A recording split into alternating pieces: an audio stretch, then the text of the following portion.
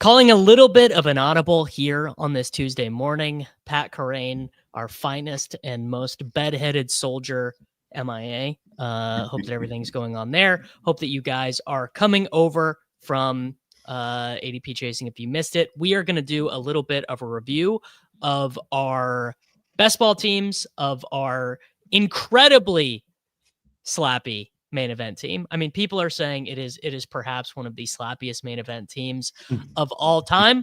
I mean, I guess just let me toss it to you guys here. How's the season going? Are we having we know what happened here, season? Right? We know what happened. I it's my fault that Pat's not here because I just threw it out on Twitter that we were going to talk about the NHL season opening today, and we knew that Pat, really, and he just hit that snooze button. It's a flat-out boycott, I think, that he's not here because of hockey, which is that's a weird protest for me, but to each his own. Are you, Jake? Are you guys having a good season? I feel like I am, as long as I don't look at underdog. I feel like I'm having an okay season. I was above the median advance every week until this week. I fell just below, but I got a lot of thirds, so I think it'll be okay. The Hampton injury stinks. That's like the first thing. Well, the Bowers stuff obviously sucks. Like the fact that he played hurt forever. Now he's going to be out for probably a couple more weeks.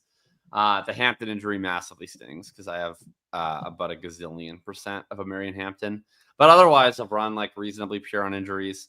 You win some, you lose some. But I think most of the rookie running backs have been quite good. So that's definitely good. Guys like Pickens, Waddle look like they're going to be nice hits. I think it's a better season than last year so far. I'll put it that way. We'll see what happens at the end of the season. No kidding. That starts with Barkley and Henry, doesn't it? Exactly. Barkley and Henry, I mean, for guys who are active and playing every week, Barkley and Henry are two of the worst picks you could have made. But no one will say that on Twitter. It's like everybody will make fun of, picking Travis Hunter on Twitter or picking Trevion Henderson on Twitter or whatever. But no, there's no person who will be the brave soul to be like, it was a shitty ass fucking pick this year was Saquon Barkley. What kind of fucking idiot clicked that button? No one ever says that. Well, that's why we're here. That's why we're here. Yeah. To say the things that need to be said, to ask the questions. The right questions. I'd also like to, I mean, it is appropriate because the Jacksonville Jaguars played last night. I will also like to say, I don't feel bad about having selected Travis Hunter at all. He looked awesome. I don't feel bad. Everybody else is wrong, including the Jacksonville coaches. I'm proclaiming myself innocent after watching him look so ridiculous last night. I do wish I'd come up with a different answer on ETN. I mean, we all do. Yes. I don't know. Yes. He's just bell cow right now. And when I do look at my underdog, I try to remind myself, well, this is backloaded. We're playing betting on the rookies and we're playing for late season stuff, but it can be bleak early in the season. And ETN and Javonte Williams are probably the two players for me that have me the most bummed out, just because I just would never. Yeah. I would never. ETN I should have drafted more, ETN and Javonte I wish I drafted more, and ETN I should have drafted more. I don't really regret I regret the Javonte fade in the sense that I obviously wish I had like 70% Javonte because he's one of the best picks in fantasy. I just don't know. The world in which I get aggressive on Javonte, I don't think I'm the same person, so I just don't think that's ever happening. ETN I think I could have got on. So I was thinking about this yesterday. We actually should actively feel bad about the Javonte thing, because if you take our first principles, which is largely that running back production is given, not earned, and wide receiver production is earned, not given, we are a snake eating its own tail, in which we go, well, surely we can take Miles Sanders, a guy we think is provably bad, but we can't take Javonte Williams, another guy who's provably bad. You know who we can take? Another guy who was provably bad in college, but is at least younger than the other two. I think we all, very similar to how we should feel bad for having not drafted Kamara last season. I know that Kamara was not too good in the fantasy football playoffs last year, but was a huge advance rate piece. The Javonte thing is very akin to being like, well, I can't possibly take 7th round Alvin Kamara. I feel bad. And I think that all zero RB slap drafters should also feel bad. Because Jacob, I disagree. fair I enough. don't think it's. We took I like, don't we think took it's like a Rico betrayal. Dowdle at that price, so that's like, I guess, fair enough. I think it was just tilt because like I took so much fucking Javonte last year and he was so useless. I just don't think I could do it again emotionally. Like that's probably what it came down to, which is probably not good.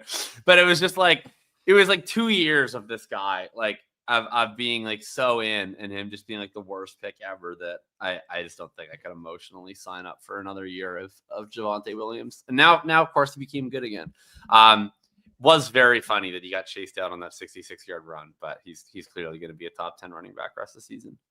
Well, I have a tough time just accepting that Jaden Blue was a bad pick because of what he wasn't in college. I mean, this is Woody Marks. I remember the day on the ADP chasing show where Davis is like, you know who we really should give a minute to here is Woody Marks.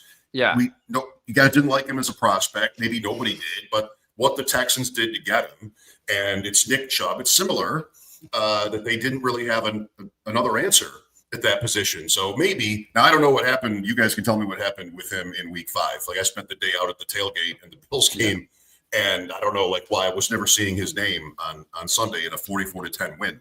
But it feels like, sometimes with the prospects, you have to sort of guess, even though that's what I said the whole time. I think Jaden was a totally fine dart throw. I mean, if anything, the fact that Javonte's having this massive a year shows there was upside in this backfield. So like, I don't feel bad about clicking Jaden Blue's name by any stretch. You click a bunch of these late rookies and most of them aren't going to hit. You just kind of hope that you hit on a few. So I have no problem with the Jaden Blue stuff. Because more what's surprising to me is that I would have expected going into the year that if the outcome was Javonte is the lead back, that would not have been surprising to me. But I thought that in that outcome, just nobody was producing much for fantasy in the backfield. So he's just been a smash. But I don't feel bad about taking shots on Blue, especially because this backfield's had value. Like, why not? We did get Dallas right. I mean, that's one where we talked all summer about, like, I think I said at one point, somebody's going to score 10 touchdowns. It's just a matter of, having the right guy. And for me, Williams was the least drafted. Does Javonte already have 10 touchdowns? You could tell. I was going to say, you could tell me after 5 weeks, he literally already has 10. I mean, the Woody Marks thing, I think, is fairly interesting as well, because I was right there with you guys. I thought he sucked as a prospect. I thought he was like a terrible interior runner. He happened to not score points last week because Nick Chubb scored them instead, and then Dameon Pierce came in to get mop up duty. Which, if you're wanting to create a bear case, you could say they think he's too good to waste in garbage time. I don't know if I could really seriously make that argument, but Marks ended up being one of my 5 most drafted players on the website. Once it became clear that Joe Mixon was cooked, I'm looking at this backfield going, I'm going to make a Nick Chubb bet. I'm not drafting Javonte Williams, but somehow I'm going to tell myself it's okay to draft Nick Chubb. No chance. And also, I mean, buddy, if you fell for the Dameon Pierce thing, I have some beachfront property in Nebraska to sell you. You got to look. I'm pretty bad at fantasy football sometimes, and I have my own biases and things. But falling for Dameon Pierce in 2025, you got to take a long, hard look in the mirror and say, the problem might be me. The problem might not be that fantasy football is hard and full of variance. The problem might actually be me, because Dameon Pierce was never going to get there. Are we at the point of the season where, I'm thinking of Justin Fields, this is a Justin Fields tweet, the team results start to mean a lot. Like, Houston is back in it with that win. It turns out that going to Baltimore is basically the easiest game you could have had in the league. We didn't expect that a month ago. What is more rejuvenating, the Matthew Stafford spaceship chamber or playing the Baltimore Ravens? That has to be the first 30 fantasy point game for CJ Stroud and since his rookie year, maybe ever. I don't know. Gotta be. Yeah. So the Jets, I mean, Fields, do you have the slides? Are we doing that? I've got slides if you want them. Yeah. No, I've got the slides. Good. We have life here. The first slide is quarterback winners, and Fields is on it, and he was easily my most drafted quarterback. So this is, I think, a getting away with it Yes, that hold on. go Give me so you gotta far. give me Like, one Yeah, second. you just gotta pray with Fields that you just gotta Do they pray take that him he out? doesn't get benched. They're gonna take him out, I think, in a couple of weeks. I Did don't know how you much see longer the they stat can. yesterday, Jacob, that his record in games as a starter when the other team scores 21 points or more? I mean, are you sitting down if you haven't seen this yet? Yeah, Are you no, sitting I down? have. He's 0-26, right? 0-26. Yeah, so I mean, Fields has got their fantasy, and it's been great. It's been fun because I've been starting him on multiple main event teams, and it's just you just can't watch the games and you can't tweet about the games. You just have to check the score at the end of 3 hours. Yes. And he gets there, and it's great. But yeah, I mean, the Fields fans, I don't know. It's a weird cult. I don't understand them, but he is unplayable through 3 quarters every single week. He stands there in the pocket and just waits to get consumed by the pass rush. I would be stunned if he is starting games in the fantasy playoffs. I think they're going to go to Tyrod because they need to demonstrate that they can actually run their offense competently. Otherwise, I think this coaching staff is at risk of being a one and done. So I'm happy for the points I've gotten with Fields thus far. I feel very tenuous about the ghost of points future on my Justin Fields teams, of which I have many. Yeah, like he was Davis. He was supposed to be close to unbenchable because the Jets are in this transition mode, new coach. But Twitter on Sunday looked like everybody was done with Aaron Glenn already. And I don't know what that is, but they might have to win games at the same time. They were always probably going to be in the 2026 high draft pick QB market. And the more games they lose, of course, the better off they look. They and the Browns for this, I think. So I don't know, but it's tenuous. It is very tenuous. I am probably more bullish than Mr. Sanderson on Fields' ability to get through, mostly because, like, literally, what is the point of going to Tyrod Taylor? That's the point. I think if you have to bench Justin Fields, you're probably getting fired. You know what I'm saying? I don't agree with that. I think Tyrod looked so much better in his start. Well, and they actually ran a real offense. A true who could have predicted this many such cases. They were also down 3 touchdowns in the fourth quarter. But they played like normal offense. Like I just don't understand how you can even evaluate any coaching staff's ability to run a scheme with Justin Fields. It's like I thought he looked better last year than he looked in Chicago, and this year he looks like he's regressed. I don't know. If I was a coach and I wanted to demonstrate my utility, if I felt any pressure whatsoever, I don't think I could pin my coaching career on this guy who's just going to stand around and do this shit. It's just tough to watch. I mean, he gets there every week for fantasy, but it's largely against prevent defenses when they're 2-3 touchdowns down. And they leave Wilson and Hall in. I mean, they've been doing that too, which we're lucky for. Yeah. In the fourth quarter, when they're way behind, they're still leaving those guys on the field. This week, it's Denver in London. That's not great on paper. Denver in London? Oh, yikes. But, I mean, you have to start I hope you guys in the chat are right. I think he's like probably my 3rd most drafted quarterback or something. Because, yeah, I mean, he's super fantasy viable. And I thought he would look better than this to me. I mean, he looked fantastic week 1, so there's still that. What was that? So maybe I'm speaking out of my ass, and he starts the whole year. And as long as he starts, he's going to score fantasy points. That I think is a complete guarantee.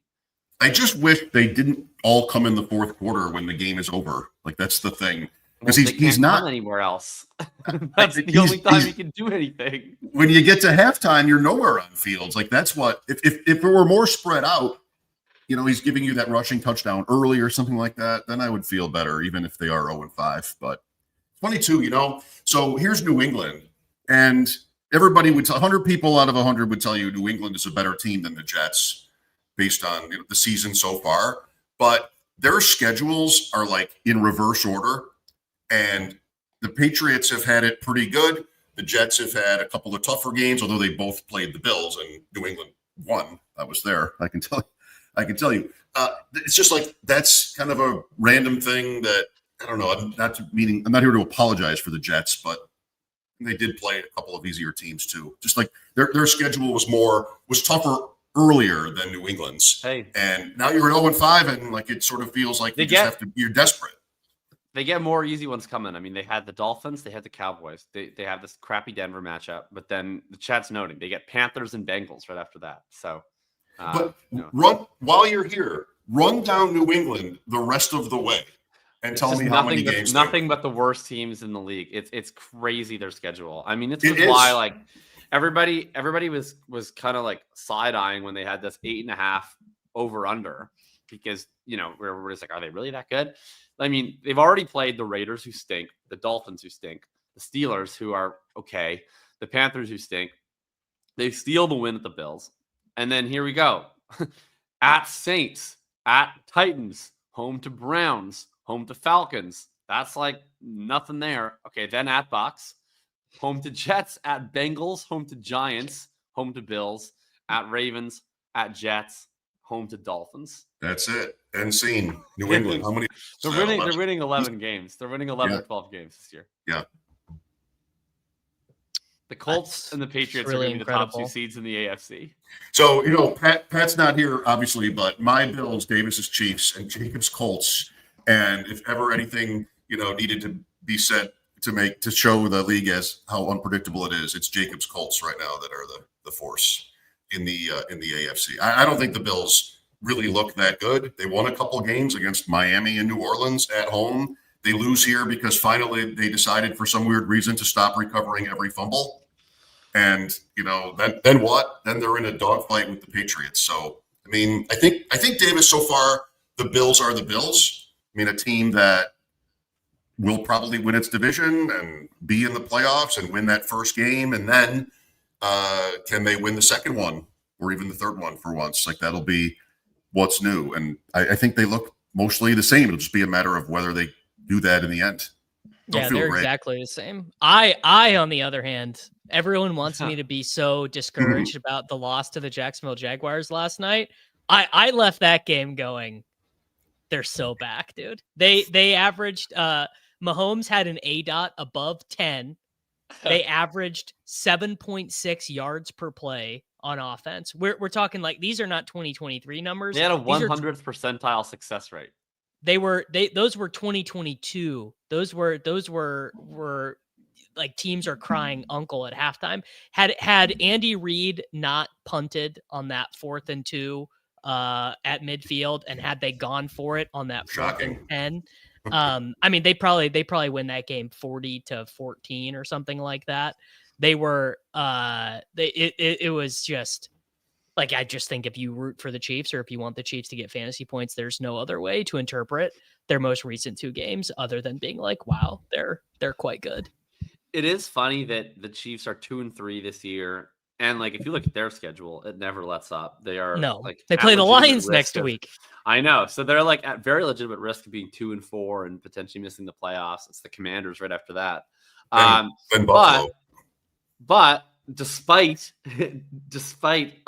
being like imperiled as to their actual chance to win the division or make the playoffs, I agree. I think they actually look way better this year than they looked last year. I guess their defense does not look as good this year, which is notable. Sign me the F up, brother. Yeah.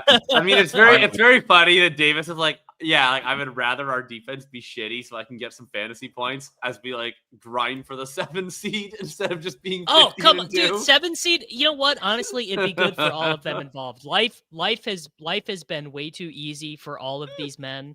And it'll be good for all of them to sit down and actually have to work.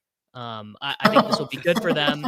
I think this will be good for Matt Nagy. I actually think that loss should be so pinned on Andy Reid that he will have no choice but to reevaluate what he does. About Chris Jones just standing there as Trevor Lawrence falls down, gets up, runs into the end zone, and Jones moves about 1 foot. He wasn't gonna get him. I mean, come on. Davis. Did you see the video, dude? He was just standing there. Yeah, I did. I saw it. You want me to be mad as a Chiefs fan about that? Like, I'm not gonna be mad. Pat Kerrane Your life is so blessed that you could just be like, yeah, that's fine. We could lose to the Jags. No worries. Pat Kerrane orders the center ice package before Andy Reid reevaluates. Like, No, it's just- I really, it's just never I, gonna happen. Mike, I really think that loss was so clearly on just Andy But he won't. that He will won't have agree no with. choice. He won't say it. Like he's I never mean, reevaluated.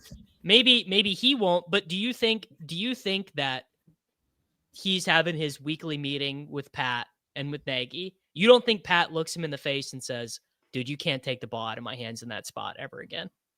No, I think they say the things. They tell each other the things you started here with: yards per play, success rate. Like that's what they're telling each other. We're fine now.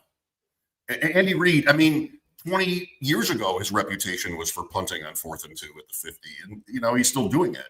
Just like McVay, just like Belichick, they win despite of these in spite of these decisions. So Well, we'll see. The poor Bill Belichick legacy. Oh, man. Yeah, they should have gone for it. They I mean, should've gone for it.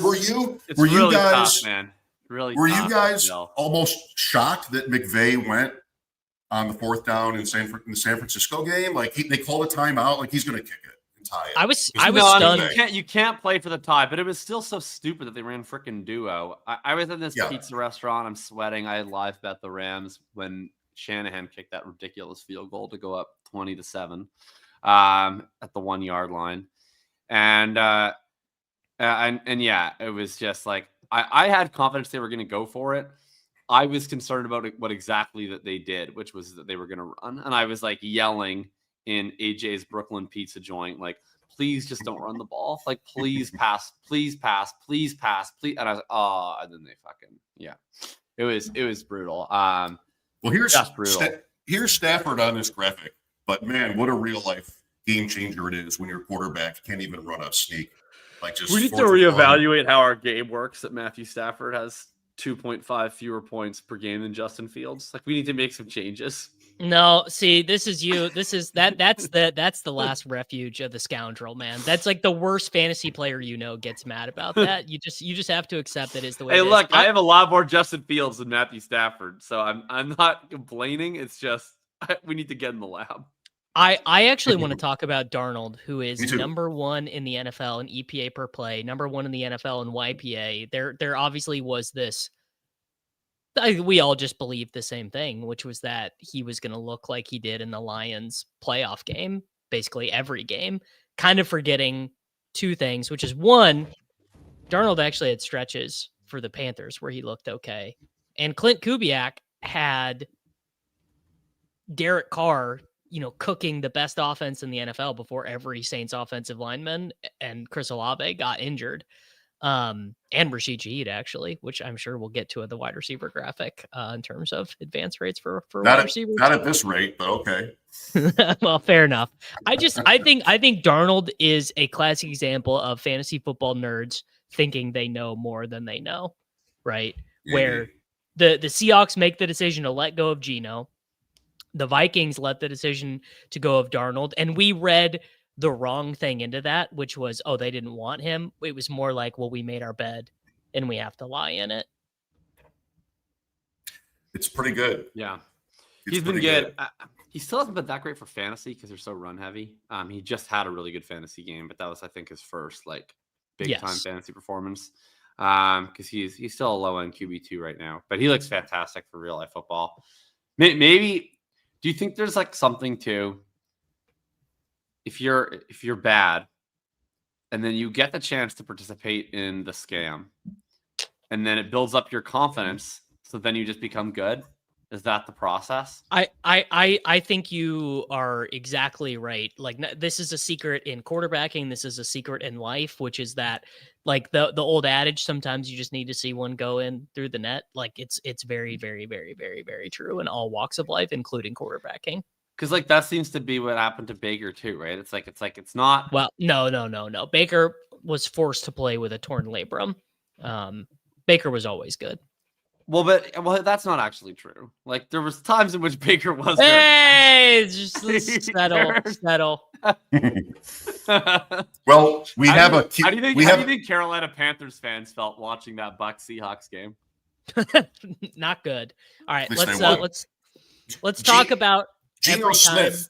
Davis, Geno Smith is not on this losers graphic, but he fits in with He what should you be. guys were just talking about. Like, Yeah. so he was this too, Darnold, but by what the is he way, now? like Darnold's being on the highest advancing list. Like he obviously is a hit. He was probably drafted at like QB 26. He's QB 19, but he's on the highest advancing list because he is very commonly stacked with Jackson Smith and Jigba, who's the best wide receiver pick. I think that's why he's on that. Yeah, Geno not being on this list is crazy. It's And shocking I'm looking because at he's so often stocked with Brock Bowers, who has been injured the whole year. is terrible. Dart. Thank God for Jackson Dart, by the way, because I was trending towards Tyler Shuck being my most drafted quarterback. And so big time shout out to Jay Darterino for one being awesome, two easily supplanting Russell Wilson, and most importantly, beating the Los Angeles footballing Chargers, because that basically locked it in. They win that game. He's starting for the rest of the year. You lose that game in the Saints game back to back, then we start hearing calls for Jameis or whatever. That game also kept your Chiefs alive in the division.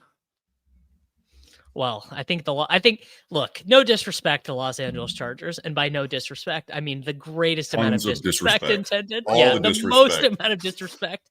The Los Angeles Chargers are drawing dead every year that Pat Mahomes is alive to win the AFC West. I'm so sorry, but the universe is just going to conspire against you. Want to know? Can you guys guess the order betting odds to win the AFC West? Chiefs, Chargers, Broncos, Raiders. That sounds. Actually, I'm going to go with Chiefs, Broncos, Chargers, Raiders. It's almost a three-way tie, but at DraftKings, it's Chargers and Broncos tied, and the Chiefs third, barely. But anyway. That's what I'm saying, man. Their schedule is fucking tough. I thought that the bettors would just be slapping it up, but the Chiefs. This is the year for the Colts, man. Chiefs, they're not making the fucking playoffs. Ravens, they're not making the fucking playoffs. We just gotta hope. We just gotta let the Pats beat the Bills again, and then we get a Colts-Pats AFC Championship game, just like God intended, just like the days of my youth. Some of that is that the liability point with the books, like, Kansas City already the prohibitive favorite, and they're not going to, just like Baltimore being the favorite in the AFC North right now, which is insane to think about in a vacuum. Yeah, that's wild. No Geno Smith, but Bowers. We were prepared to talk about what we were right and wrong about, and I feel like even though there's the injury with Bowers, that I was wrong. That it was, I took too much for granted that it was a coach upgrade. I'm not. I'm too hard on myself here. He had 103 yards in 3 quarters in week 1, and then he got hurt. I feel 100% comfortable with the Bowers pick. And the fact that McBride and all of he had 103 yards in 3 quarters. He looked fantastic. Then he got hurt and he was playing compromised. I wish they had just rested him, and now he's going to be out. Like, he's going to be a terrible pick. I also think he's going to smash in the last 7 weeks of the season, if and when he ever gets healthy. Might never get healthy. But yeah, I feel there's several picks that I would love to take back. I wish that I took way more JSN. I wish that I took way more Travis Etienne. We talked through Javonte. I don't regret taking a shit ton of Brock Bowers. I wish that he didn't sprain his PCL in the third quarter of week 1. Before throwing it to Davis here, I do because I just want to say, I think it was a little bit too easy to take the supposed coaching upgrade for granted. And I don't know, what was the usage already? You said the stats against New England. It's those middle tight ends that you want to be on, right? Ferguson and Kraft. Kincaid gave you a game. Of course, the dart throws at the end. I just wish I built more of my teams that way without feeling, any sort of urgency to get Bowers or McBride locked in. That's all. See, this right here is the worst sort of post-looking analysis. Pete Carroll never uses tight ends. That's why Brock Bowers led the team in receiving his one healthy game. There are just some players who are so singular that it doesn't matter the context in which they're playing. Brock Bowers, it does feel so easy to forget. Brock Bowers had a better rookie season than Puka Nacua. It just, he got hurt, man. And it sucks.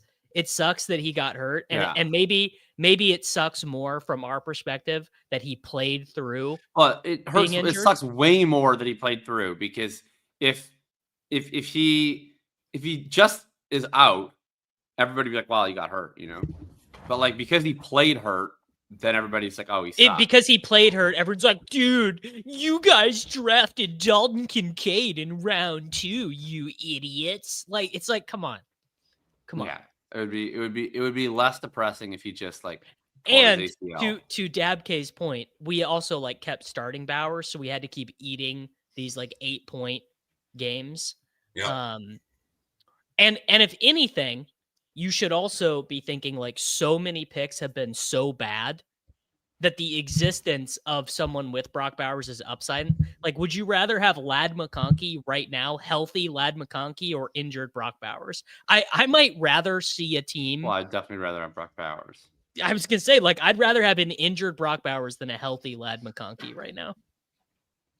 What if you had Ladd McConkey and Quentin Johnston on a main event team because we picked up Johnston week 1 just in case for the free look? I mean, what if you had that to consider? Have you ever thought about that? Let's talk through this whole R Dowdle situation. Has Mr. R Dowdle just why is that profile picture a thing? How did that become a thing? This is his picture on Fantasy Life. I don't know if anyone knows why it is, but like when you go to Fantasy Life to go look at Carolina Panthers stats, this is what you see with Rico Dowdle. This is like what my kids do when they take a picture with people. Like they just sort of make it weird, make it ridiculous. Yes. Do we think that Mr. R Dowdle has supplanted C Hubbard in the Panthers backfield? Because I kind of think so. How do you put a guy who just ran for the 120th most rushing yards in a single game in NFL history and say you got to sit behind Chuba Hubbard, brother? Did you look that up? RotoPat tweeted it. Okay. Yeah, I think what a stat. I just posted the Hitchhiker's Guide. I'm with you for the most part. Like I don't know if she was back this week or not. My guess is not. Because it's a calf. And Rico gets the Cowboys. So he gets another absolute cake matchup after he just destroyed a cake match. Yeah, that's a revenge game. I think it kind of depends on how this week goes. Like if Chuba was to be back this week, I think it's roughly a 50-50 split. With potential for, if one's playing way better, they just increase their role. If Dowdle like comes completely crashing back to earth this week and sucks and they get blown out by the Cowboys, then it probably just goes right back to Chuba the week after. Yeah.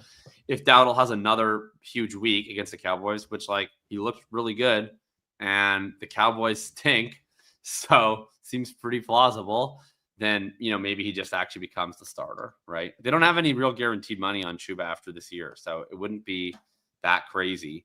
And that felt like a culture win to me, right? I guess the team was just searching for anything. They finally get this big comeback win. He was the biggest reason why it happened. Like, I don't know how they could justify going back into the locker room and be like, we just got this massive win that's going to kickstart the rest of our season. And the catalyst for that win, we're putting him right back on the bench. Doesn't seem likely to me. I guess. I mean, Hubbard was probably a boxes checked in that category too. I mean, nobody blamed him for last season or their start really. Coach today, I think it was today, or maybe yesterday, talking about like the old, we're going to use them both, figure out how to do it, all that kind of thing. Pittsburgh and Carolina both are tricky right now because you've got 4 guys that you would start every week if their compliments weren't there. And might even be, huge like Dowdle just was or Gainwell just was. But I don't know. How similar or different are those two situations? I think it's different because Gainwell is like certified ass. I know he had the good game in London. But he did look very good. But like Dowdle actually, like for the entirety of his experience in the National Football League, when he's been on the field, he's been good. We have like a long sample of Kenneth Gainwell being super replacement level. And I know no one wants to hear this. Literally, like if Liam heard me say this right now, he'd stun gun me. They will give Caleb Johnson the ball. Caleb Johnson is not going to be a zero snap, zero touches guy for the entirety of the season. It's just not the way it works. But what's Warren now? The same? I think he's I bet they give Gainwell more of a role than he had, because they started as close to a 50-50 and then Warren really separated. And maybe we're back to week 1 and Warren has to once again prove that he is significantly better than Kenny Gainwell. So we're probably closer to an even split than we were, just because, again, like I actually think I'll note what I would give most of the credit for in their run game turnaround in week 4 is that they stopped messing around with their tight end committee and they just made Darnell Washington their full-time tight end. So they basically subbed out a committee of Pat Freiermuth and Jonnu Smith for a 6th offensive lineman every single time they ran the ball. And they were just opening up these really nice holes. So yeah, I think that was the bigger catalyst for the run game switch, but the team might think, it was Kenny Gainwell, so they're going to probably want to keep him more involved. The Jonnu stuff, by the way, like the most bearish usage you could possibly imagine for a guy who is like close to 100% drafted in Best Ball Mania. Jonnu Smith is the tight end fucking 3 on the Pittsburgh Steelers. I love Washington. He's so much fun to sort of see him in there and just destroy like that. On the next slide, RB losers is Alvin Kamara. And what are we doing there? Like Kendra Miller in Buffalo look really good. You're praying for a trade is what you're doing. So I'm having a real tough time with Alvin Kamara. And I already know what Jacob's going to say to me. But it's not as if he is uninvolved. It's not as if he's not getting used. He had 6 targets last week. Like the issue, I suppose, is that you have the combo of Kendra like finally running very well at the NFL level. And dude, I don't know. I did not listen to the Underdog waiver wire show with Hayden Winks and Jacob Sanderson yet. I'm hoping that you guys spent 8 minutes explaining why like you actually have a chance to win your league right now. All you have to do is click the little green plus button next to Taysom Hill. No, we didn't spend a single second talking about Taysom Hill. It's the creation of your mind. Here we go. Well, I don't know why. I mean, Taysom Hill played 9 snaps, got the ball on 7 of them. He was listed as the quarterback 2 ahead of Tyler Shuck. It's over for Alvin Kamara with Taysom. Taysom is returning to the same role he was in last year. The fact that a new coaching staff with no previous ties to the Saints gets in there and somehow is like, yeah, actually, we should use this 35-year-old inverted Mormon quarterback with a torn ACL. Like, is there something in the fucking water? Like, what is it about that organization? It's like, dude, he's a football player. He's a football player. Ridiculous. For the record, because coaches are middle managers. One thing Davis leaves out is that he had 6 carries for negative yardage. Hey, they were short yardage. They were not designed to be long rushes. It's like coaches are middle managers. They don't make every decision in all cases. They're told. But sometimes. So is Mickey Loomis does he just bring every New Orleans coach into his office and just holds a gun to their head? And he's like, "Look, Taysom Hill's getting eaten." No, I literally think it is as simple as they get in, they watch Taysom Hill practice, they see what he can do, and they're like, "This guy's awesome." Like, this guy's presence allows me to do things on offense I can't do with Foster Moreau in the game. And 10,000 people in the stadium right now are wearing his jersey. He's going to play, and we're going to tell you that. Like, you've got to figure out a way. Like Taysom Hill? Yes. Oh, I would assume the Saints fans feel about Taysom Hill the way Colts fans feel about Josh Downs. Honest to God. Oh, wow. That is like that's. I think it gets better than that, actually. Taysom Hill to me is just like a symbol of the Saints' mediocrity and cap circumvention, and is just like sums up everything that is horribly wrong with that organization. See, that is the way you view it as an outsider. Saints fans are viewing it this way. They're viewing it as, this team absolutely drains my will to live. Taysom Hill is the only thing that's fun. Taysom Hill is quite literally he's the perfect player for fans of a bad team to latch onto. It's like Browns fans loving Josh Cribbs, or Chiefs fans loving DeAnthony Thomas on some of those really bad Chiefs teams. It is quintessential. Jacob, sorry, I'll keep this short. I think it's I just dislike it's a hockey organized team. religion. It's a hockey team comp where the bad teams, the fans' favorite player is the fighter. I know, and I never subscribed to that. I was never the guy that was like, yeah, I love Colton Orr on the fucking 28th place Leafs. He made me want to kill myself. Like I was like, I don't want to live this life rooting for this horrible team where like the only thing that I have to root for is when Colton Orr drops the mitts against Mike Komisarek or whatever. Like, see, give Ryan me something Reeves. better to aspire to. Ryan Reeves fans, right? I'm with you, buddy. Just depressing. I know. Play the good players instead. Yeah. So, but okay, good for the Saints. They have Taysom Hill. Congrats to them. I'm happy that they're happy. With Calvin Kamara, it's mega over. Like he's not any good as a rusher, and he hasn't been for a long time. The only way that he gets there is either with the team being good, because he could definitely like Javonte Williams his way to production, but the team is not good, so that's out of the question. Or he needs to get literally 100% of the touches, which he can't because Kendry Miller is taking half of the carries now. Or he needs to get an absurd amount of PPR spam, and he's not getting that because Kellen Moore historically doesn't design things for running backs, and Spentler Rattler is every snap. Rattler's like, I bet I can throw it over them there mountains. Right, exactly. So so he's getting like an okay amount of targets. He's not getting that many targets, and he's not getting that much volume. So he's just a total dead zone killer.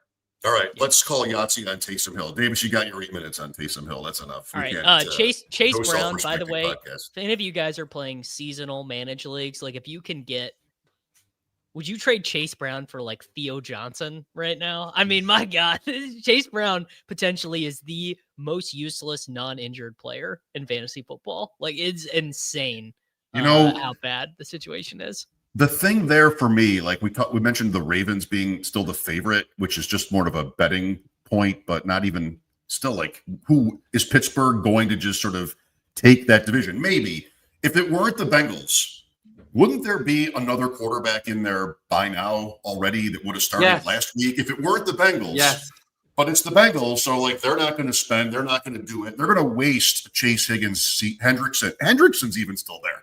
They're just gonna. Yeah. Can the Colts trade for Trey Hendrickson? We got his old DC. Come on. Yeah. Let's go. Let's just do this. Second and a fourth. Come on down. If it weren't the Bengals, they'd be live, and then Brown would be live, right? It's just not competent right now. Yeah, Brown's dead. Come here. Everyone on this list is. I guess the guy who's the least dead, I think, on this list, ironically, is probably DeAndre Swift. Yeah. At least their offense is good. He could Javonte Williams it. He could just end up with 6 touchdowns in 4 weeks out of nothing. Yeah, like the Bengals offense is completely dead.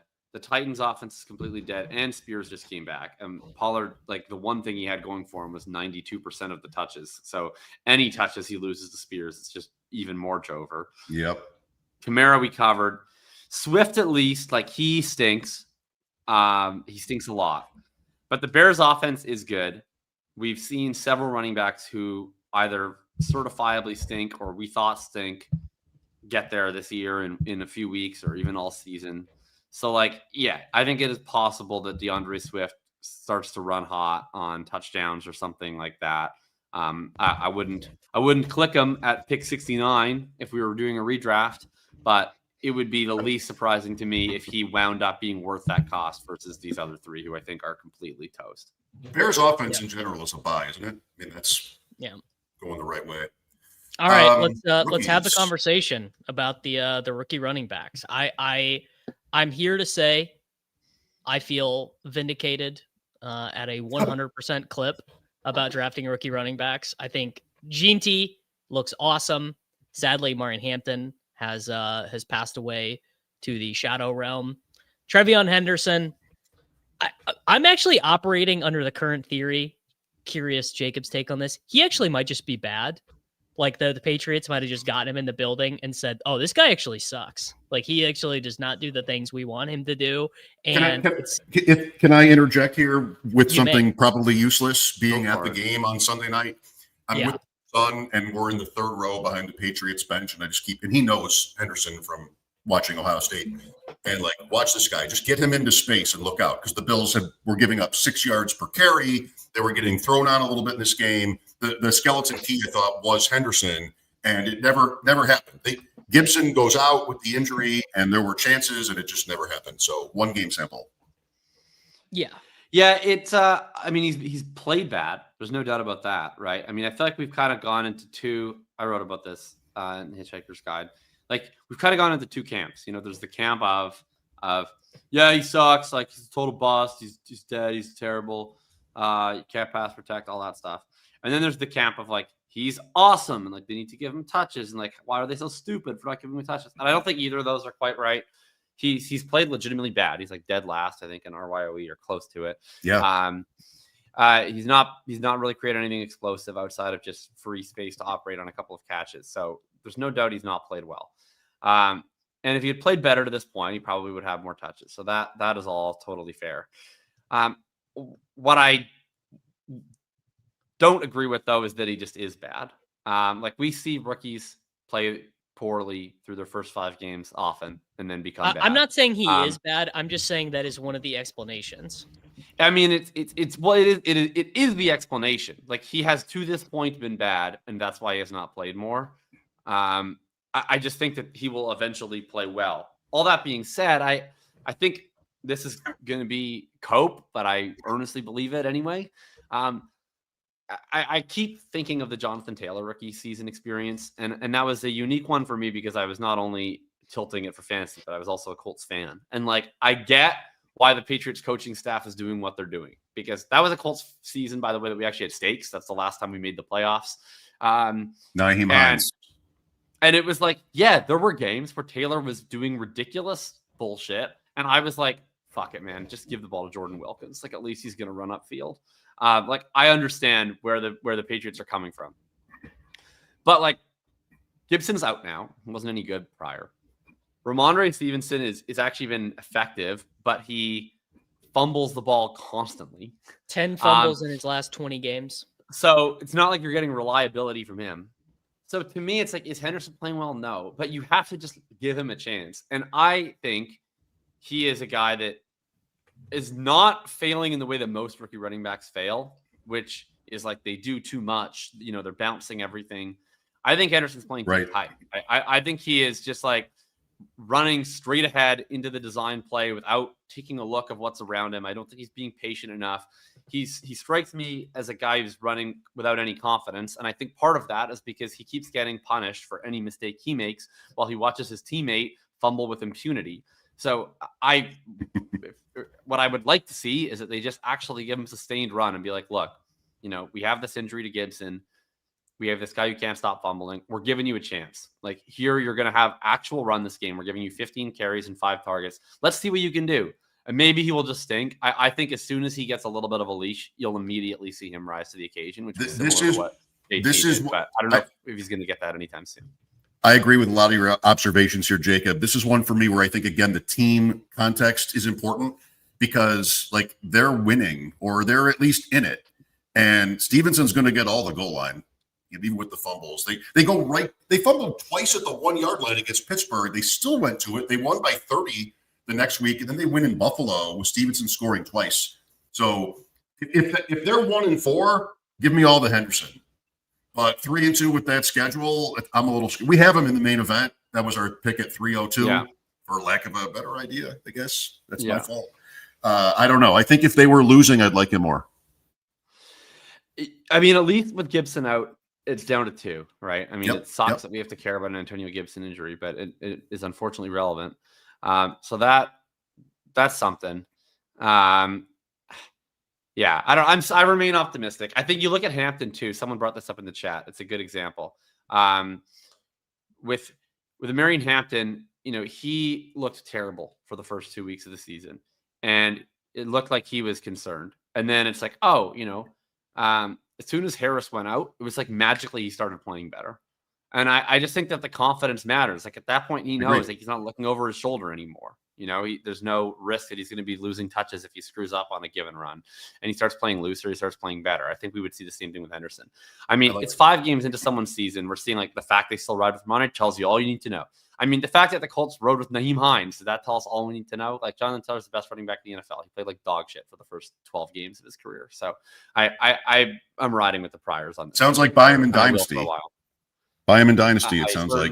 I certainly am. I mean, he might suck. Like, Davis could be right. He might suck, and has sucked. I just wanted to be clear. I'm not saying he sucks, but I'm saying that it is the simplest explanation for why Antonio Gibson was clearly ahead of Trevion Henderson last week after Ramondre's first fumble. Yep. Okay. That's all. It's Mike Vrabel. I don't think it's changing. I mean, and I think the overall sample of rookie running backs this year, Genty on a per touch basis looks like maybe the best running back in the NFL, like best rusher.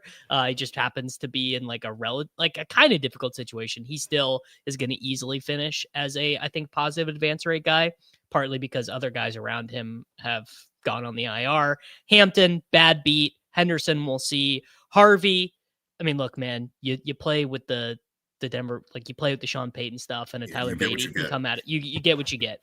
Caleb Johnson, I am very surprised this is how it's gone for him, but this does just happen with the rookie running back sometime. Scadaboo was clearly going to work into a really fantasy relevant role before Tracy got injured. The Tracy injury, he's played very well without him. And in fact, has the crazy rookie running back voodoo that his coach likes him so much that he immediately went back to him after a fumble.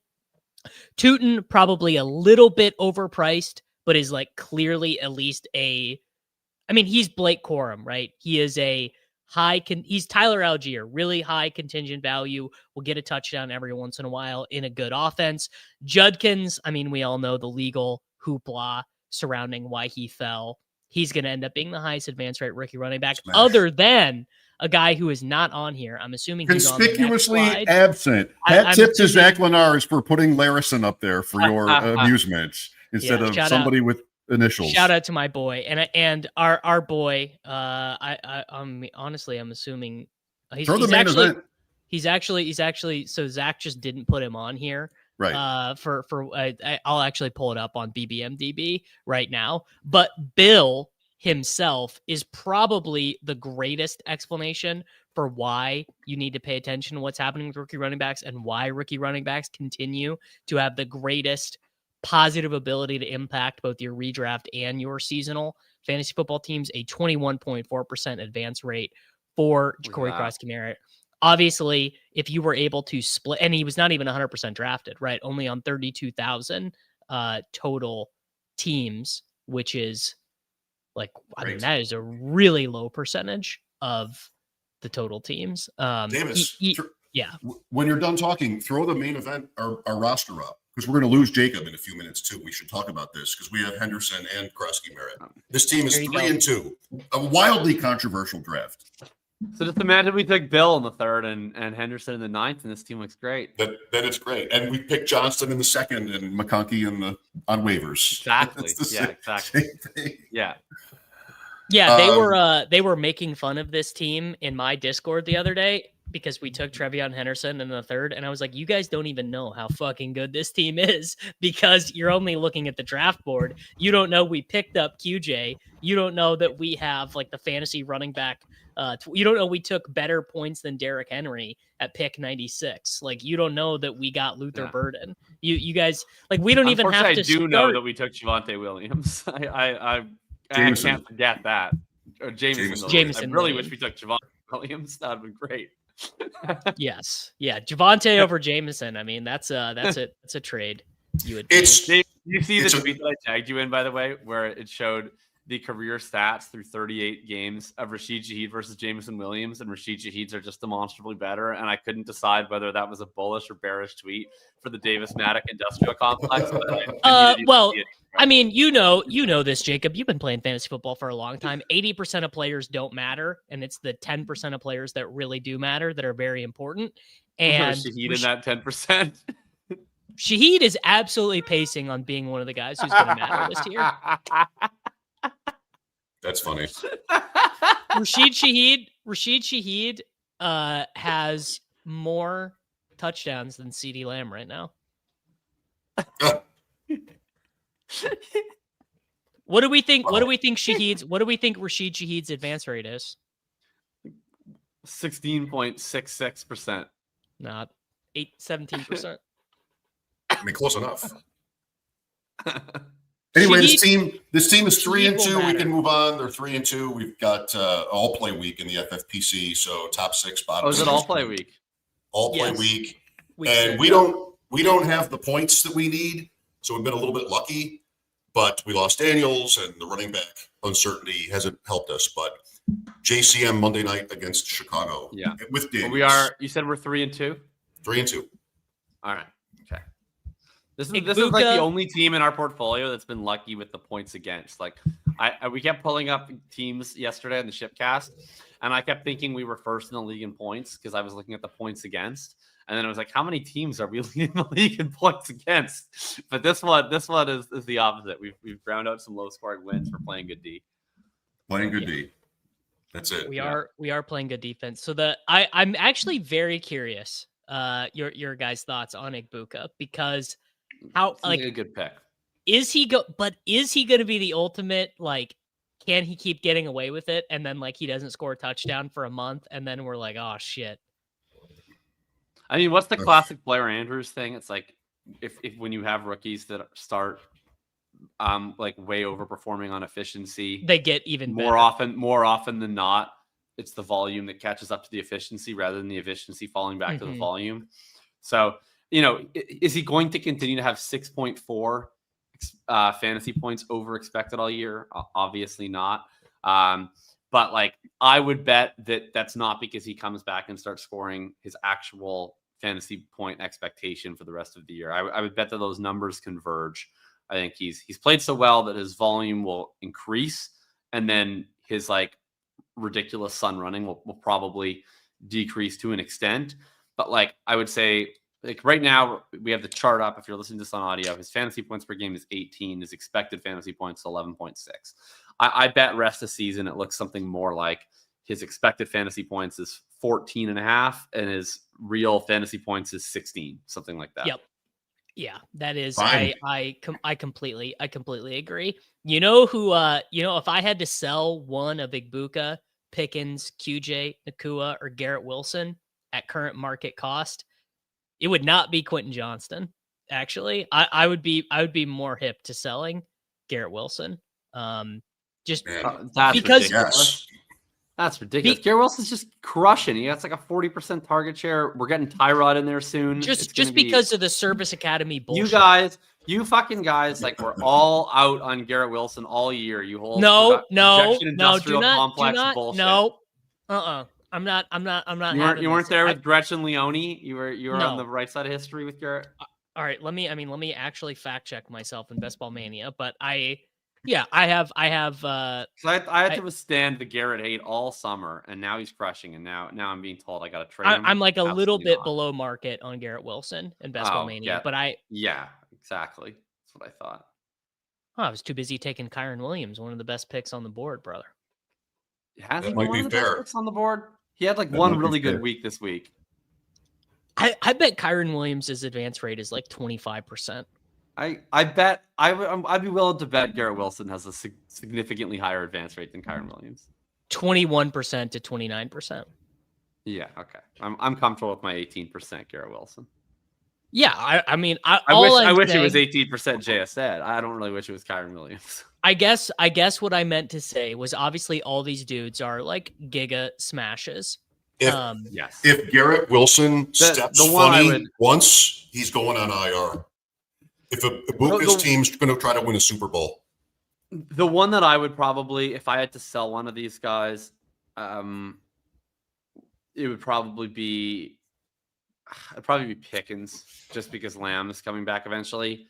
And I have a ton of George Pickens, so I hope that he continues to crush. But if I had to sell one of these guys, it'd probably be Pickens. It's Wilson for me. Look how good he is, but they're 0-5, and it could go really the wrong way. Just so many ways for it to go south. That's all I'm saying. Like, whereas like QJ, I mean, I think like I just need to be honest with myself and with others.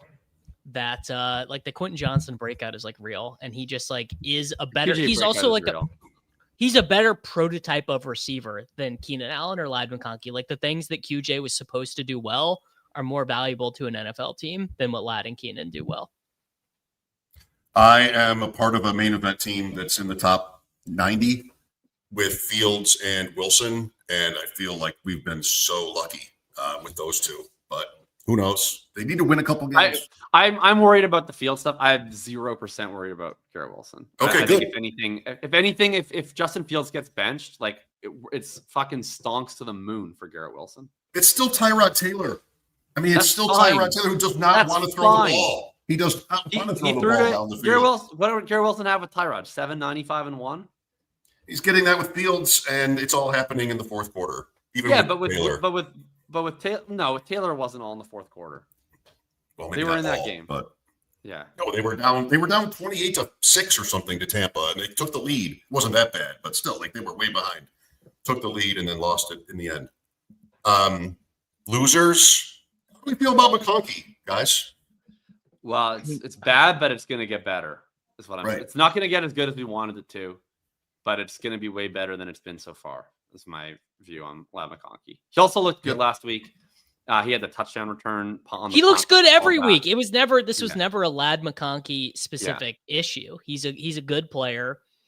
Like obviously, Keenan Allen is useful to a National Football. I will take a little victory lap. Jacob and Kerrane told me no chance is this dude earning targets, and I will take a small little tipperooski of my Keenan Allen. They both said when he signed that he sucks. What's been interesting is that I thought Keenan would play a lot, and Lad would I thought the roles would be reversed. I thought Lad would potentially play a little bit less, but have really high targets per route run because they would stick him in slot only. You thought Lad would lose routes? That's crazy.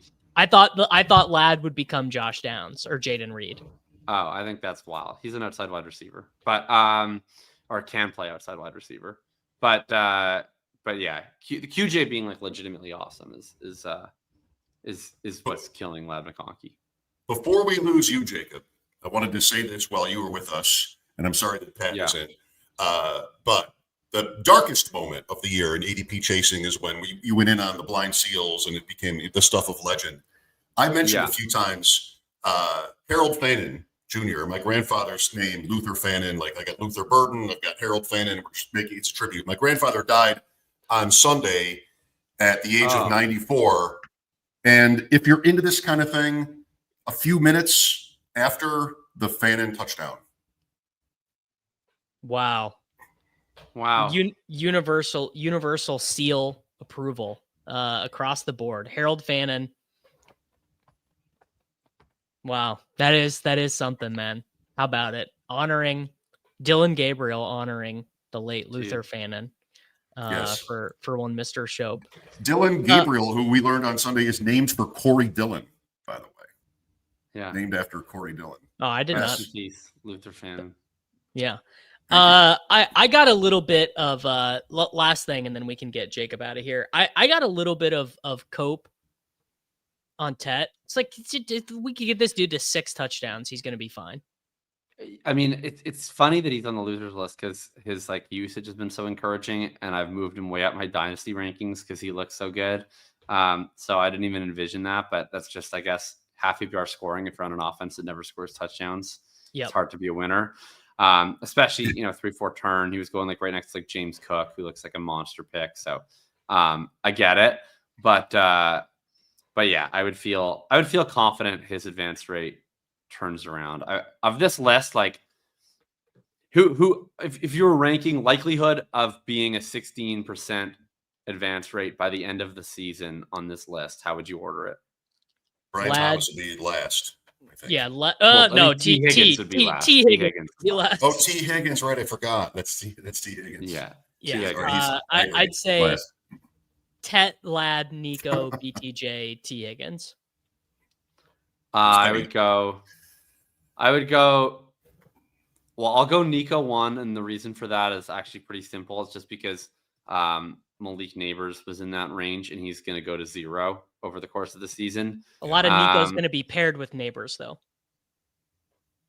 That's possible. And a lot of Nico's going to be paired with BTJ. Yeah, and Puka's what's killing both of these guys. So anyway, I guess I'd go. Yeah, maybe I'll go Tet and then Nico. It's those two in some order because I haven't seen anything from either of them that suggests they're like bad or anything. And then I would go Lad, and then I'd go Thomas, and then T. Bowers in that range too. T is just completely dust. Bowers' advance rate's going to stink. There's nothing we can do about that. He was going in the same range as Jonathan Taylor.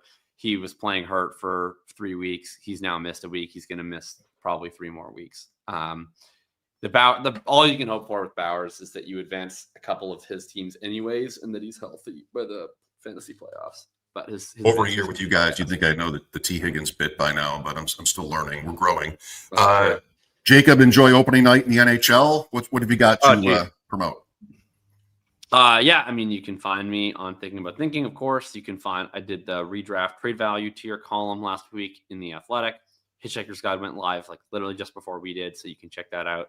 And I'll be on Dynasty Points as always tonight. We're doing a Q&A, so come live with your questions. And have a good one, everybody. Thank you. Good. There you go. All right, later. Davis, we keep rolling? Anderson, yes. For a little bit longer? Let's do it. Yes, you and I can do. Hold on, let me adjust to these 2 boxes. I can get Bulldog if you want. We can just make it. We've already moved to this stream. We could get Bulldog involved and make it a UGR show. Wow, Bulldog could come on in. That could really be the could be what we needed to take this channel to the next level. It could be the player we need. That's right. All right. Well, if Jacob leaves and we get to talk about the tight end winners, what do you think the combined of these 5 tight ends? What do you think they shoot? What's the handicap index of these gentlemen? Jake Ferguson, Hunter Henry, Dalton Kincaid, Brock Bowers, and Trey McBride. Who has the best handicap? Who has the worst handicap? I think Hunter Henry is probably somebody that would just beat you in everything. So I'll go Henry 1 for this. I was watching him closely on Sunday night, took the picture to send to you guys, trying to reverse jinx it. And he did have like 1 catch, also a kind of a touchdown drop, but it was like right at the end of the first half and tough play. I will say he's the best golfer on the screen. You? Yeah. I think probably I think Jake Ferguson. Ferguson seems like Ferguson went to Stanford. He's dating a millionaire influencer. It just feels like he probably has to be pretty good at golf. Why don't we talk about about your boy Dalton Kincaid, who is the 2nd highest scoring tight end in fantasy football, despite not having any increase in routes. It is actually the same role he's been in. They are not really doing anything more to get him the ball. He's run Ferguson went to Wisconsin. Dalton Schultz went to Stanford. That's how interchangeable those 2 gentlemen are. Dalton Kincaid, 25.9% advance rate for Mr. Kincaid. Well, you said, I think you made the key point. Like his role is really not different. He did look good on Sunday night, but that's happened before. I think the Bills, they're going to look at that game like it was mostly a fluke, that they lost the turnover thing for the first time in 27 games. And I don't think they're going to want to change how they play at all, which, limits Dalton Kincaid. It limits everybody on that offense except Cook. But Cook did not get off against New England. And so, again, I think they'll probably just keep going. They have Atlanta on Monday night. They're going to want to, roll out their 3 tight ends and bully you like they do. And when they're winning, that's great, but it doesn't help anybody, in fantasy except for Cook. So I don't think anything changes with Kincaid. Let's get Tucker Kraft off the bye and into this graphic because he's been awesome, and I think that's still trending up. Kraft. Yes, I mean Darren Waller certainly I think is trending towards being a winner. I actually have Darren Waller on a couple time box contests on Underdog, like those contests that must have literally been the week he signed, and I was taking some round 18 Darren Waller. He signed during our stream, and I think maybe Jacob broke in with the Darren Waller has just signed with Miami, and I think you guys commenced drafting him immediately. Also, Theo Johnson That was a win for me in redraft and dynasty last week. Not so much dynasty because he might have been taken, but the idea of a new young quarterback taking over, you never know where their preferences are going to lie. I thought Johnson, and he used Bellinger too in that game, but I thought Johnson was set Bellinger up to led win. them in receiving. They just used a bunch of 12 personnel because they don't want to play Jalen Hyatt. They don't want to play Lil Jordan Humphrey. So they're going to use 12 as their base personnel. I think it's very interesting that McBride has mostly been what you would expect from him, and his advance rate has not been good. I wonder, like, if this performance roughly continues, that he gets about 10 fantasy points per game and about 11 to 12 expected fantasy points per game. I wonder if the market on a half PPR website next year runs him back as highly. I would guess they would not. I also wonder if the market kind of learns its lesson about Kittle, where like he's a 31-year-old tight end. 31-year-old tight ends get injured. That's just, it's literally like, it's not George Kittle. I don't think George Kittle's injury prone. I just think he's a 31-year-old tight end, and a guy that I don't know why is not included in this list. But how about Mr. Swift himself with a 20.4% advance rate? He's on the 5th highest scoring team in all of Best Ball Mania. I mean, when does his injury happen? Well, Kelsey never gets hurt. He had the microfracture surgery, and I don't believe that Travis has missed. Let me go fact check myself. No, I'm just saying that to your Kittle point. Like, Kelsey has stood the test of time. Well, because they play very differently. That's right. Kelsey is no longer a yak guy. Kelsey is a Tyler Lockett guy. You know, he's happy to catch the ball. Well, it feels a little bit like the running quarterback point, like quarterbacks get hurt, and intuitively you think the running quarterbacks would get hurt more often, but they don't. Like, you still have the top quarterbacks who run getting hurt in the pocket a lot. I don't know, like what is Kittle's injury history? Like, when does it happen? Is he blocking an edge rusher when he gets hurt? I was going to say Kittle, I think, has been injured like literally every year of his career. No. I mean, it's been a few years. I mean, he missed a couple you're games, right. But... He got injured in 2019 and in 2020, then ripped off and 2021, and then ripped off 3 straight seasons where he played every game. But he'd already been George Brittle, and so we just never think about the fact. You know what? This is me just bringing my own biases into it, because I thought Kittle was horribly priced. I thought 3rd round Kittle was awful. So I'm just dating the opinion that I had to fit what happened in the season, which I shouldn't do because I hate when people are doing that for Bowers. The one that feels obvious is that Trey McBride is not scoring touchdowns. Like, who could have predicted that Trey McBride would not score touchdowns? Like, other than literally everyone. I still hear people referencing your point about having looked up what he didn't do in high school.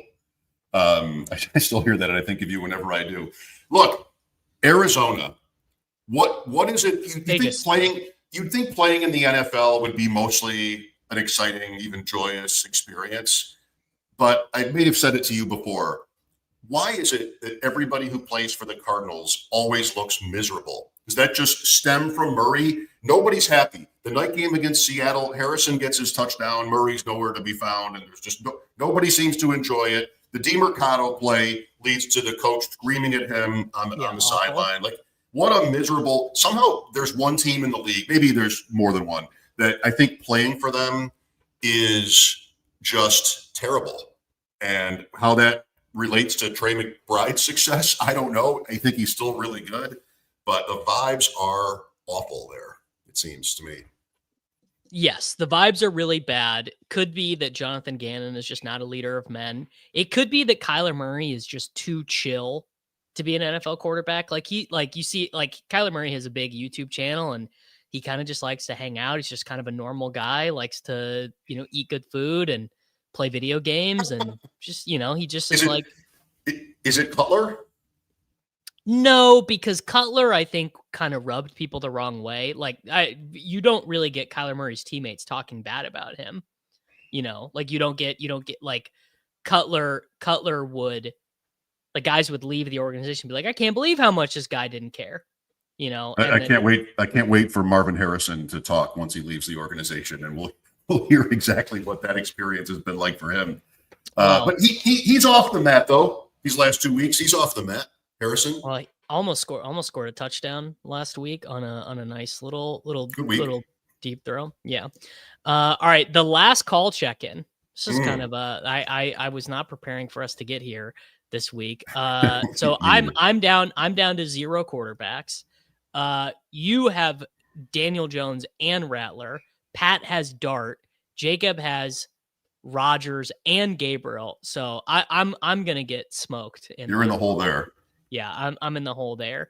You got Bill and Burchard and Corum and Keaton and Kareem Hunt. I mean, dude, you got to be winning this by a billion. You got to just be running away with this. You've been negative toward my receivers before, and we're not there yet. But so far, okay. Look at let's do the other running back rooms real quick. Woody Marks. Pat has Marks as a win, and I'll give him Monungai and Ollie Gordon as a win. I have no wins other than maybe you could give me Devin Singletary as a guy who's played more. Jacob got Davis, Ty Johnson on your team, who Josh Allen. Oh, I do have Kendra. I do have Kendra. Josh Allen called Ty Johnson the best third down back in the NFL. 1 catch through 5 games. Yeah, I mean, look, the Bills, it's funny. The Bills are kind of doing the we don't need to score fantasy points thing. They're just kind of happy to get through the regular season. All right, you have Jacob is nowhere at running back. Jacob has Tucker, maybe. Ricky Person is someone else. What happened? What was that? Somebody drafted Ricky Person in the FFPC and was not allowed to reverse it when they wanted Pearsall. But isn't that correct. Someone else, or did Jacob actually draft Ricky Person? No, it was someone else in a main event that they did. So you got De'Ami Brown and Keenan Allen at wide receiver. I like Pierce too. Pat has Franklin. I was going to give him A.D. Mitchell, but A.D. Mitchell's dead. He got Tesla. I got Torrey Horton, and that's it. I mean, Elijah Moore, who has 2 catches, I think, through 5 weeks. What happened last week? Was Moore inactive or Samuel was inactive? No, they're using Samuel the last 2 or 3 games because he can return kickoffs, and Moore he's the victim. Yeah. Sad. So and then Jacob has Io Manor and Slayton. Slayton's hurt now too. Yeah. Tight end. I'll get there with Sanders, I think, but he's hurt. Pat got Fannin and Theo and Schultz. Nice. I banked Juwan Johnson and Gadsden. And then Jacob got Mason Taylor and Darren Waller. There he is. So I just don't have a quarterback, and you're running wide open. Too good. Yeah. Who knows? You might get Mill. It's not. You might get Milrow or Shug even by the time we get to where these actually count for anything, which is week 15. Yeah. I would say my team looks like a huge dog, just because I got nothing at running back. Got a couple guys. How about Jermaine Burton being a healthy scratch every week? By the way. And Royals, he's not going to win the Rookie of the Year. No, he's not. Although watching the game last night, he was their designated orbit motion guy. Every time they would run a stupid play where the ball would be going the other way that the players were moving, for whatever reason, they had Jaylen Royals in there as the orbit motion guy. Yeah, and what is Jacksonville supposed to do to that? Give him the ball once at least if you're going to try to, get somewhere with that. Yeah. Well, what is part of what makes you so beautiful is all right, so Royals, Offensive Rookie of the Year, you're throwing it out there. It's fun. It's funny. Then you go on Bet Sweats and you triple down with Membo as the Offensive Rookie of the Year, a tackle on the Jets. And you said that people needed to hear this. He's not going to win, but this is a way to enjoy life. He's definitely not going to win, but he is at some point going to get down to 75-1, and someone on ESPN or Fox Sports or whatever will say, "Oh, you guys should really think about this guy Membu." Although, clearly Igbuka is going to win Offensive Rookie of the Year. Well, It'll be a huge upset. or dart maybe, but it's a good board right now. But isn't that like classic ball knower is to tell you always like take the conversation to the offensive line? And that's not necessarily wrong to do, but the guy at the bar in that conversation, some guy says Ibuka, some guy says dart, and here comes the guy with like, actually, you got to see this offensive tackle on the 0-5 Jets, because that's the best offensive rookie in the NFL. And everybody else sort of like, well, can you just sort of you drink your beer because the offensive line guy has entered the chat. Yes. The guy who wants to talk to you about offensive line play is always the absolute fakest ball knower. I mean, here in Buffalo, for all those years when the Bills missed the playoffs, it was always, you know what, guys, first-time caller, you really don't need a great quarterback. You just need a great offensive line. Like, okay, and we argued about how good Ben Roethlisberger was for a decade. You know, it might be better to have the great quarterback, but okay, sure, having a good anything is good. I mean, I'm not downplaying the line. I think that's one thing as a fantasy player where I need to be better. But, you know, at the same time, everybody told me Seattle's line would be terrible. So there's still a element of randomness to it or unpredictability that's hard to beat. Yes. All right. Let's see. That's it for the slides. Offensive line guy still finishes 6th at his home league. Think everyone else is bad and lucky. Yeah. That is certainly true. Well, Davis, thanks for having us today. Well, yeah, guys. Look, I'm glad to have done it. We had plans to go to the one house, but then we got there and the parents actually had left and we couldn't get in. So we all just quickly scrambled and moved over to your place for the morning, which was good. Yeah, this is unintentional, but happy to have done that. We're gonna go do the Swolecast here in 15 minutes. If you guys are new to this channel, make sure that you are subscribed for more content that is basically exactly like this. Listen to Mike and the Mad Dog. You ever get people say that to you, Mike and the Bulldog? So when the Bills play the Jets, we have, or the Giants, but they play the Jets twice a year. We'll have guests from New York, and one in particular, Dan Leberfeld, who, by the way, is his own kind of joke here for having the name Dan Leberfeld as opposed to Dan Lebitard. But anyway, he'll tweet that he's going on Chopin the Bulldog, and he'll get a line of New Yorkers who will be like, really, that's what their name is? That's embarrassing because we must have just copied them. I don't know. It's what they gave us. It's worked well enough. But yes, afternoons in Buffalo, 3 to 7. Ross Tucker today at 4 every Tuesday. There you go. All right, everyone. Make sure that you are subscribed to the Davis Mattek YouTube channel. Make sure that you catch us back 4 weeks from now on the actual Ship Chasing channel. And we will see all of you guys back here relatively shortly.